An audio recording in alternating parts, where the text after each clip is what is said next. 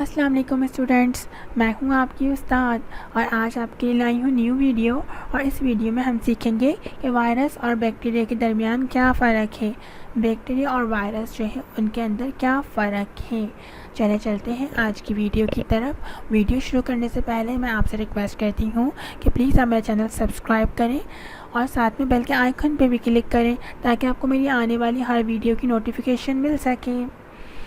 Bacteria के पास भी nucleus नहीं होता और वायरस के पास भी न्यूक्लियस नहीं होता और वायरस के पास कोई सेल्स भी मौजूद नहीं होते। रिप्रोडक्शन की बात की जाए तो बैक्टीरिया के अंदर रिप्रोडक्शन 3 तरीके से हो सकती है: fission, conjugation and spore formation. अगर वायरस की बात की जाए तो वायरस की रिप्रोडक्शन जो है वो होस्ट सेल की मशीनरी के ऊपर डिपेंड करती है कि होस्ट सेल की मशीनरी किस तरह काम करती है। हर वायरस की रिप्रोडक्शन डिफरेंट तरीके से होगी।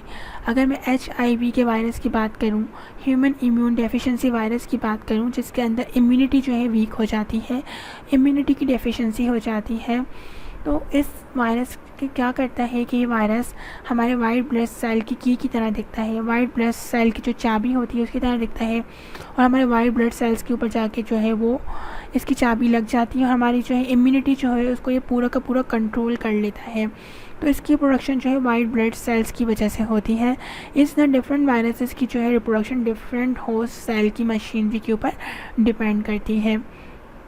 अब बात की जाए तो क्या ये दोनों डिज़ीज़ कॉज कर सकते हैं? जी हाँ, बैक्टीरिया भी डिज़ीज़ कॉज कर सकता है और वायरस भी डिज़ीज़ कॉज कर सकता है। अगर स्ट्रक्चर्स की बात की जाए तो DNA और RNA, deoxyribose nucleic acid and ribose nucleic acid जो है बैक्टीरिया के वो साइटोप्लाज्म के अंदर मौजूद होते हैं। साइटोप्लाज्म एक जेली लाइक स्ट्रक्चर होता है जो सेल के अंदर पाया जाता है। सेल वॉल, सेल मेम्ब्रेन के बाद साइटोप्लाज्म आता है जिसके अंदर सारे ऑर्गेनेल्स जो है मौजूद होते हैं, फ्लोट कर रहे होते हैं।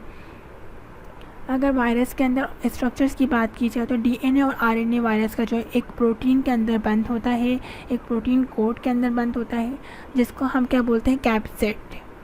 अगर लिविंग कैरेक्टरिस्टिक्स, लिविंग एट्रीब्यूट्स की बात की जाए, लिविंग सफ़ात की बात की जाए, देखा जाए कि क्या बैक्टीरिया लिविंग ऑर्गेनिज्म है या नहीं, या वायरस लिविंग ऑर्गेनिज्म है या नहीं, तो जी हाँ, बैक्टीरिया तो लिविंग ऑर्गेनिज्म है क्योंकि इसके अंदर रिप्रोडक्शन होती है, इस वजह से ये क्या है, लिविंग ऑर्गेनिज्म है।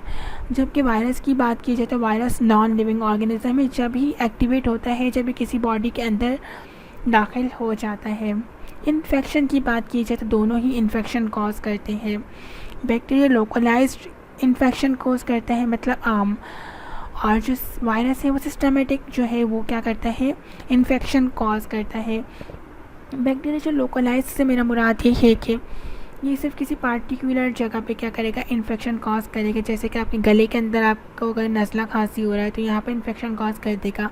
आपके स्टोमक में अल्सर वगैरह हो गया तो वहाँ पर ये लोकल इन्फेक्शन कॉज करेगा, सिर्फ एक पार्टिकुलर हिस्से में बॉडी के अंदर इन्फेक्शन कॉज करेगा। जबकि वायरस पूरी की पूरी बॉडी में, जैसे हमारा सिस्टम चलता आता है उसके अकॉर्डिंग ये जो है पूरी की पूरी बॉडी के अंदर इन्फेक्शन कॉज करता जाता है। जी हाँ, तो वायरस बहुत बड़ा इन्फेक्शन कॉज करता है, इसलिए हमें वैक्सीनेशन करवा लेनी चाहिए क्योंकि वायरस जो है हमारे ब्लड स्ट्रीम के अंदर दाखिल हो जाता है और बॉडी के अंदर फैलता चला जाता है। अगर बेनिफिशियल की बात की जाए तो वायरस तो बिल्कुल भी बेनिफिशियल नहीं है हमारे लिए, कोई भी वायरस तो बेनिफिशियल नहीं है। बैक्टीरिया की बात की जाए तो बैक्टीरिया बेनिफिशियल्स होते हैं, कुछ बैक्टीरिया हार्मफुल भी होते हैं और कुछ बैक्टीरिया क्या होता है, बेनिफिशियल भी होते हैं। ये फोटोसिंथेसिस के अंदर हेल्प करते हैं, विटामिन प्रोडक्शन, नाइट्रोजन फिक्सेशन के अंदर जो है बैक्टीरिया जो है वो बेनिफिशियल होते हैं। अब हम इन दोनों को किस तरह ट्रीटमेंट दे सकते हैं, तो हाँ, बैक्टीरिया एंटीबायोटिक्स के ज़रिए ट्रीट किए जा सकते हैं, जबकि वायरस जो एंटीवायरल्स के थ्रू ट्रीट किए जा सकते हैं और वैक्सीन से जो है इनको प्रिवेंट किया जाता है।